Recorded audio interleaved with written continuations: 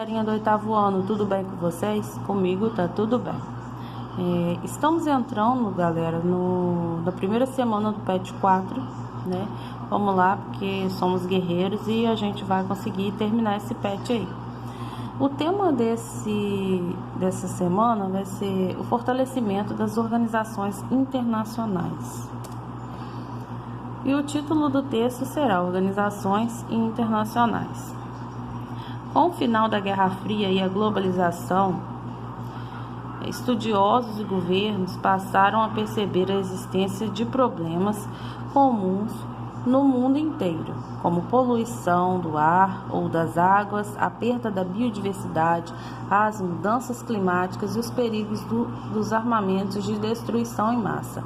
Após o final da disputa entre Estados Unidos e União Soviética e por causa de vários problemas comuns em todos os povos, houve fortalecimento das organizações internacionais ou mundiais.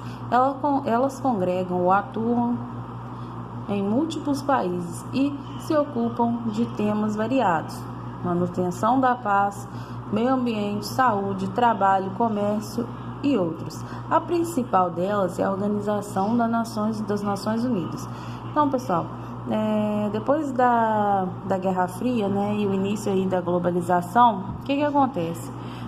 Os países começam a perceber que o mundo está passando por diversos problemas, como a poluição, né, do ar, da água, a perda da biodiversidade, mudanças no clima e várias coisas. Então, o que vai acontecer? Vai criar-se aí várias organizações a fim de diminuir esse problema no mundo. E a principal delas, que a gente vai ver aqui, é a ONU. O que é a ONU? A ONU é um órgão, né, que a gente mais escuta falar na televisão. E o que ela é? Como ela foi criada? Então, a ONU foi criada, né, fundada em 1945, após o final da Segunda Guerra Mundial, com o objetivo de manter a paz e a segurança internacionais. Também são seus objetivos promover a cooperação entre os povos e o desenvolvimento econômico e social dos estados mais pobres, garantir os direitos humanos e criar condições que mantenham a justiça e o direito internacional. Ela também se ocupa da proteção do meio ambiente e promove a ajuda humanitária em casos de fome, desastres naturais e conflitos armados. O principal órgão decisório da ONU é o Conselho de Segurança, que é formado por 15 membros que tomam decisões sobre os problemas de conflitos e guerras militares. 10 desses membros são provisórios e 5 são permanentes e têm poder de veto. Os Estados Unidos, Rússia, China, França e Reino Unido. Com o fim da Guerra Fria, a ONU passou a ter um papel mais ativo. Ela se fortaleceu também em função da globalização, isto é, da interdependência cada vez maior de todos os povos e estado do reconhecimento da existência de problemas comuns da humanidade. Então, pessoal, vamos lá. A ONU, ela tem aí 15 membros para tomar aí decisões sobre as guerras e os conflitos militares. Então, lembrando que esses 15 países não são, né, todos os países do mundo inteiro, são só 15 e são divididos assim. 10 são provisórios, né, podem mudar. E 5 são os permanentes, que é os Estados Unidos, a Rússia, a China e a França e o Reino Unido, né, que eles é que tem o poder do veto, do que eles não concordam, né, do que a maioria não concordar aí. Ela se fortaleceu mais em função da globalização, porque cada país, né, teve uma interdependência maior, né, de cada país, tá bom? Agências especializadas e programa da ONU, Banco Mundial e FMI. Em 1944, quase no final da Segunda Guerra Mundial, foi realizada uma conferência internacional sobre questões monetárias e financeiras mundiais na cidade de Bretton Woods, Estados Unidos. estiveram presentes representantes de 44 nações aliadas, que assinaram os chamados Acordos de Bretton Woods, pelos quais foram criados, em 1945, o Fundo Monetário Internacional, FMI, e o Banco Mundial. O objetivo dessa conferência, que levou à fundação dessas duas instituições, foi discutir a situação financeira global do mundo, procurando ajudar na reconstrução dos países arrasados pela guerra. O Banco Mundial tem como função conceder empréstimos aos países que necessitam de recursos para investimentos em infraestrutura, saúde, educação, meio ambiente e etc. Ou às vezes para pagar parcelas de sua dívida externa. O FMI desempenha um papel de coordenador e fiscalizador dos empréstimos e das políticas de desenvolvimento postas em prática pelos países devedores e endividados. Então, pessoal, aquele banco, internacional, mundial aí, que empresta dinheiro para os outros países tem esse nome, ou Banco Mundial e o FMI. Mas, para que um país hoje pegue esse empréstimo, ele tem que provar que ele está investindo em infraestrutura, em saúde, educação. Por isso que as escolas, no Brasil, por exemplo, tem uma nota que elas têm que alcançar, que os alunos têm que alcançar através de provinhas, como a Provinha Brasil, e entre outros aí. Só que esses bancos, eles foram criados, quase no final aí da Segunda Guerra Mundial, para ajudar os países que foram derrotados, que perderam muito com a guerra. E logo mais, ele vai servir aí hoje, no caso, para países, que estiverem necessitando. OTAN, uma organização militar internacional. A Organização do Tratado do Atlântico Norte, OTAN, é o principal tratado internacional de defesa, que agrega 29 países e apresenta a maior força militar. A OTAN nasceu durante a Guerra Fria para defender os países capitalistas com uma possível ameaça socialista, e ao fim dela parecia predestinada ao declínio. Entretanto, apenas sobrevive no mundo pós-Guerra Fria. Não apenas sobrevive no mundo pós-Guerra Fria, como parece se fortalecer com o combate ao terrorismo. Fundada em 1949, sua sede fica em Bruxelas, na Bélgica. Entre os membros plenos da OTAN estão os Estados Unidos, Canadá, países da Europa Ocidental em geral, a Turquia e algumas nações da Europa Oriental. Então, pessoal, a OTAN ela foi criada por países capitalistas da Europa e Estados Unidos até então, que eles tinham o objetivo de não deixar com que o socialismo crescesse novamente, para terminar com isso aí. E aí, o que acontece? Depois da Guerra Fria, a OTAN hoje ela serve para fortalecer o combate ao terrorismo, aquilo que aconteceu aí, que vive acontecendo, como bombas em trens na Espanha, ou aquele ataque em 2001 na Torre Gêmeas, esse tipo de coisa. Agora vamos às atividades. Número 1. Observe a charge para responder às atividades 1 e 2. United Nations Seguros. Não consigo ver ali. Veto.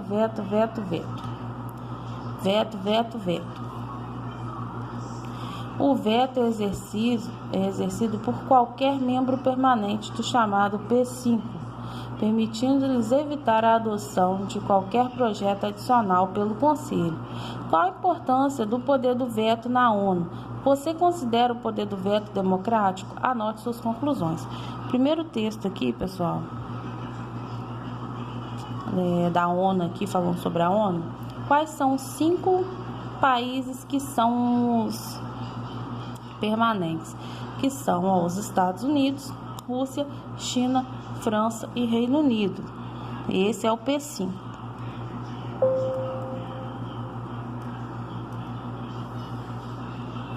Então, o que nós podemos falar? Que o poder do veto do Conselho de Segurança das Nações Unidas refere ao poder do veto exercido pelos 5 membros permanentes do Conselho de Segurança da ONU, que são quem? Estados Unidos, China, França, Rússia e Reino Unido, que permite evitar a adoção de qualquer projeto adicional pela resolução do Conselho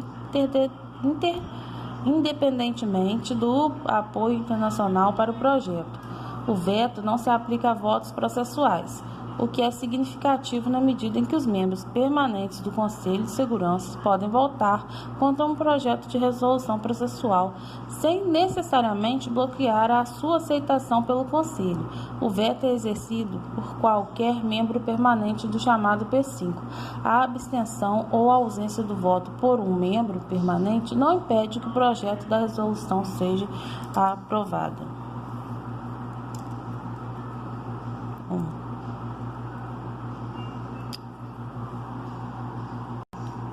Número 2. O que a charge pretende ironizar? Ela é a favor ou contra o direito de veto para 5 países no Conselho de Segurança da ONU? Justifique sua resposta. Então, olha só, galera, refere, a discussão acerca do uso abusivo do poder do veto pelos 5 membros permanentes do Conselho de Segurança das Nações Unidas. Porque esse órgão ele é o mais importante da organização, pois suas resoluções devem ser respeitadas obrigatoriamente por todos os Estados-membros. Recentemente, a comunidade internacional tem feito diversas críticas ao modelo atual do Conselho, devido aos casos de utilização de maneira indevida do veto. Além disso, a utilização do veto é um desrespeito ao princípio da igualdade entre os membros. Fica claro, assim, a necessidade da aprovação de um modelo de reforma. Quer dizer, que está ultrapassado, esse P5 aí. Então, a crítica da charge é essa, tá? Número 3, pesquisa possível atuação das organizações mundiais no combate à Covid-19. Essa é fácil, hein, pessoal? Isso aí a gente está vendo muito na televisão, Que nos dias atuais, todas as atenções estão voltadas ao combate da Covid-19, vírus que espalhou-se de forma repentina por todo o planeta. Esse vírus conseguiu parar o mundo, como o vírus tomou uma proporção internacional. As organizações internacionais estão sempre trabalhando para tentar conter os estragos causados por essa situação. Quem está mais aí ligado, seria quem? A Organização Mundial da Saúde, OMS, que declarou em 30 de janeiro de 2020 que o surto da doença causado pelo novo coronavírus constitui uma emergência de saúde pública de importância internacional. Em 11 de março de 2020, a Covid foi caracterizada pela OMS como uma pandemia.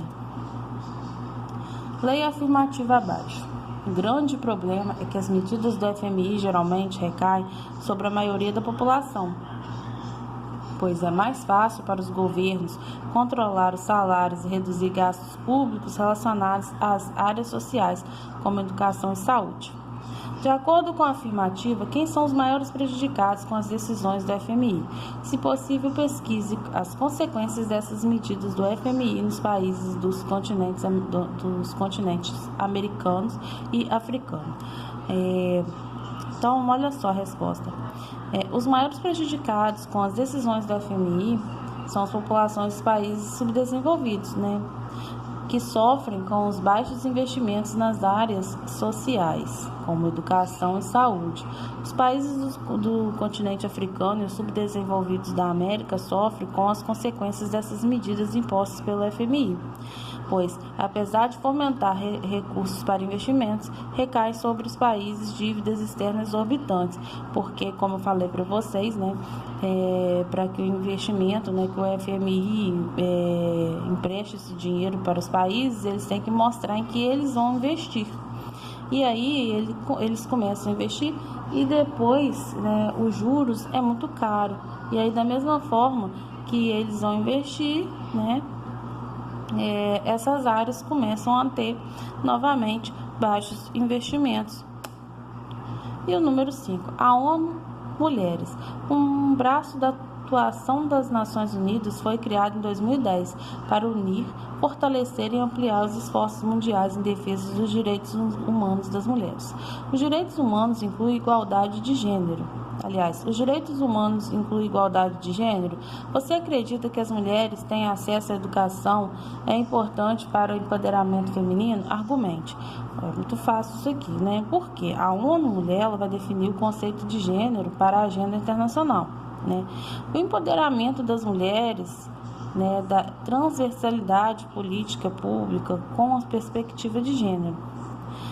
Ela busca incluir a igualdade de gênero, efetivamente, dentro dos direitos humanos. Porque aí o que acontece? Olha só, esse direito seria o quê? A mulher, né, ter igualdade de salário, né, igualdade com os homens.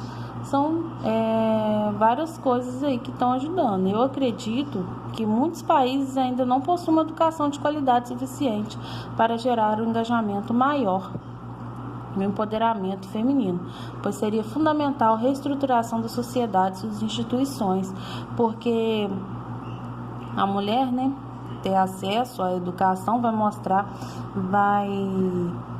ela vai ter acesso a informações, né, e aí ela tendo esses acessos, ela vai correr atrás dos seus direitos.